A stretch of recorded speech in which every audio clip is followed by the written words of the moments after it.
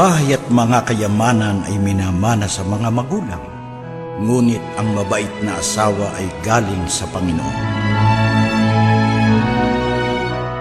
Sino mang lalaking nakakasumpong ng asawa ay nakasumpong ng mabuting bagay at nagtatamo ng lingap ng Panginoon. At sinabi ng Panginoon Diyos, hindi mabuti na ang lalaki ay mag-isa, siya'y ilalalangko ng isang katulong niya. At hinulugan ng Panginoon Diyos ng di kawasang himbing ang lalaki at siya'y natulog. At kinuha ang isa sa kanyang mga tadyang at pinapaghilong ang laman sa dakong yaon. At ang tadyang na kinuha ng Panginoon Diyos sa lalaki ay ginawang isang babae, at ito'y dinala niya sa lalaki. At sinabi ng lalaki, ito nga'y buto ng aking mga buto at laman ng aking laman.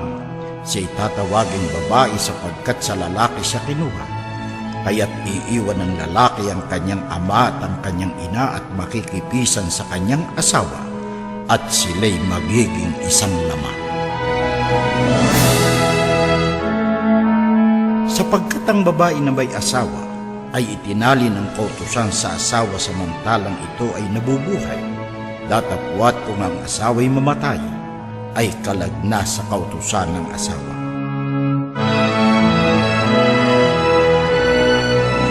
Bakit kami pinabayaan ng Diyos?